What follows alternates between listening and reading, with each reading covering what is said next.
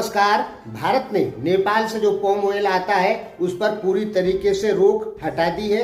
ये बात बताने से पहले इसके पीछे क्या राजनीति थी ये बताने से पहले आपको दोस्तों एक चीज बता देते हैं कि आप अपने देश में इलायची का उत्पादन करिए।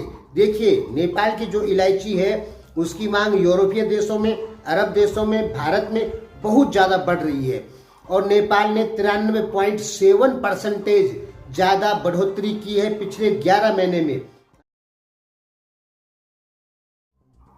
2019-20 के 11 महीने में नेपाल ने इलायची जो है वो बेची थी 3 अरब 46 करोड़ रुपए की और 2020-21 के 11 महीनों में नेपाल ने इलायची बेची है 6 अरब 70 करोड़ रुपए की। दोस्तों, सीधे 94% बढ़ोतरी हुई है, यानी इलायची में बहुत ज़्यादा मांग नेपाली इलायची की विदेशों में होने लग गई है।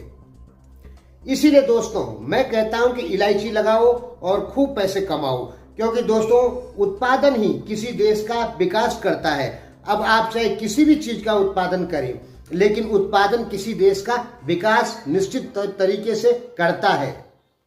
नेपाल में 14,000 हेक्टेयर भूमि पर इलायची का उत्पादन होता है और लगभग 5,000 टन इलायची का उत्पादन होता है नेपाल में। लेकिन अभी ऐसी स्थिति बनी हुई है कि नेपाल जितना मर्जी उतना इलायची का उत्पादन कर सकता है और वो मार्केट में विदेशों में आराम से बिक जाएगा। इसलिए हम कहते हैं कि आप इलायची की खेती करें और खूब पैसे कमाएं। आपकी इलायची की खूब मांग है विदेशों में, इसलिए इलायची की खेती से आप खूब पैसा कमा सकते हैं। दोस्तों, पॉम ऑयल पे भारत ने जो रोक लगाई थी वो असल में मलेशिया के ऊपर लगाई थी। मलेशिया के राष्ट्रपति की तरफ से कुछ भारत विरोधी बयान दे दिए गए थे और पॉम ऑयल की जो कंपनियां हैं मलेशिया में वो थी सब चाइना की। इसलिए भारत ने क्या किया था कि पॉम ऑयल पर आयात पर पूरी तरीके से रोक लगाई थी। क्यों लगाई थी?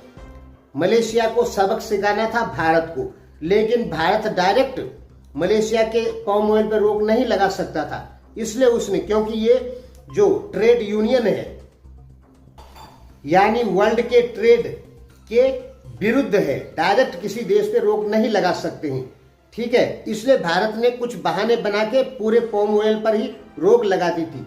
तो उसी कारण नेपाल का जो पॉम ऑयल था वो इंडिया में नहीं आ पा रहा था। नेपाल लगभग 1 या 1.5 अरब रुपए का हर महीने भारत को पॉम ऑयल बेचता है, जो कि जिसका कि वो होता है लेखा जोखा सब होता है। और कुछ पॉम ऑयल तो वैसे ही आ जाता है जिसका टैक्स न तो भारत सरकार ले पाती है न नेपाल सरकार ले आती है, कोई नहीं ले पाता है। कुछ पॉम ऑयल तस्करी के जरिए भी भारत में बहुत जाता है नेपाल से। तो वो पॉम ऑयल पे जो रोक लगी थी वो चाइना मलेशिया के कारण लगी थी, स्पेशली नेपाल के लिए नहीं लगाई थी, लेकिन नेपाल उस रूल में पड़ गया। अब दोस्तों वो रोक खुल चुकी है। और हाँ दोस्तों, आप इलायची पे बिल्कुल ध्यान दीजिए कि इलायची की खेती कैसे करनी है। हम गारंटी देते हैं यदि आप इलायची की खेती करेंगे तो उससे काफी पैसे कमा सकते हैं। यदि पूरा नेपाल भी इलायची की खेती करेगा तो भी आप पैसा कमा सकते हैं, क्योंकि बाजार में इलायची की, नेपाली इलायची की खूब मांग है। विदेशों में है, भारत में है, पाकिस्तान में है, अरब देशों में है। तो इलायची की खेती पर ध्यान दें। इलायची की खेती यदि आपको नहीं पता है कैसे करना है तो आप हमें कमेंट में बताइए, बहुत सारे आदमी, कि इलायची की खेती कैसे की जाती है। तब हम आपको बताएंगे कि इलायची की खेती कैसे की जाती है, ये कितने रुपए बिकती है, इससे क्या प्रॉफिट होता है, ये कहाँ बिकती है, कैसे इसको विदेशों को निर्यात करना है, ये सारी डिटेल बना के हम आपको देंगे। लेकिन जब बहुत सारे आदमी कहेंगे तब। हाँ, इतनी हमारी गारंटी है कि आप यदि इलायची की खेती करते हैं तो आप खूब पैसा कमाएंगे।